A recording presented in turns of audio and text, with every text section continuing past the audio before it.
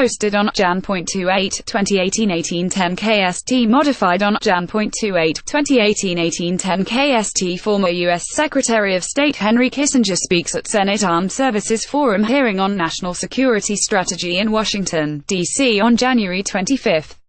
Behind him is former Secretary of State George Shultz. Yonhap News. Former U.S. Secretary of State and veteran diplomat Henry Kissinger said on January 25 that the best road to denuclearization of the Korean Peninsula was through a return of the existing six-party talks forum.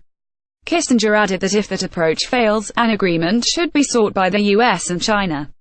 His remarks came during a Senate Armed Services Forum hearing on national security strategy, where he was joined by fellow former Secretary of State George Shultz and Deputy Secretary of State Richard Armitage. While acknowledging that the Donald Trump administration's pressure campaign against Pyongyang last year seemed to have achieved some results, he also noted that there had been no breakthrough on the essence of the issue. As a reason for this, he stressed the weakness of arguments for a greater role from Beijing, saying that while past U.S. administration had appeared to China to solve the problem by halting supplies to North Korea, China refused to take actions that might lead to a North Korean collapse. Interim steps towards full denuclearization may well be part of an eventual negotiation, Kissinger said, suggesting a return of the six-party talks, and an agreement by the US and China if that fails, as means of denuclearizing the peninsula. But they need to be steps towards this ultimate goal, the dismantlement of Pyongyang's existing arsenal, he added. On the possibility of a preemptive U.S. strike, Kissinger said, the temptation to deal with North Korea with a preemptive attack is strong, while stressing that he had not seen any major U.S. officials mentioning the approach. I would be very concerned by a unilateral American war at the borders of China and Russia in which we are not supported by a significant part of the world, or at least of the Asian world, he added. Kissinger also cautioned that a reliance on abstract military plans without consideration of the political consequences could lead to an irreversible outcome.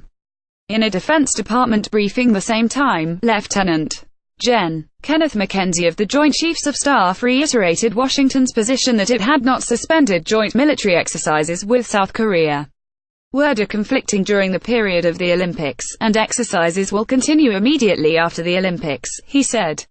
In Washington, D.C., the Bulletin of the Atomic Scientists moved up to the doomsday clock by 30 seconds on January 25 so that it is now 2 minutes until midnight. Bulletin of the Atomic Scientists move up the doomsday clock by 30 seconds. Meanwhile, the Bulletin of the Atomic Scientists BAS announced at a press conference in Washington that day that the doomsday clock was pointing to 11:58 p.m., or 2 minutes before midnight, representing doomsday.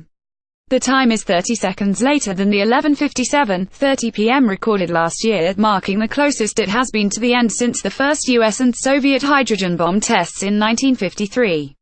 Scientists have voiced concerns that the end of humankind is being hastened by factors such as North Korea's nuclear program, including a reputed hydrogen bomb test last year, as well as Trump's hardline approach and climate change.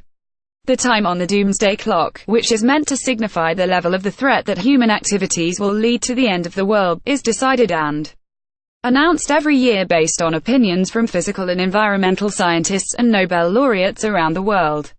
By Jun Jeng-yoon, staff reporter, and Yi Yong-in, Washington correspondent. Please direct questions or comments to english@hani.co.kr. Copyright 2012 The Hank Yora Media Company.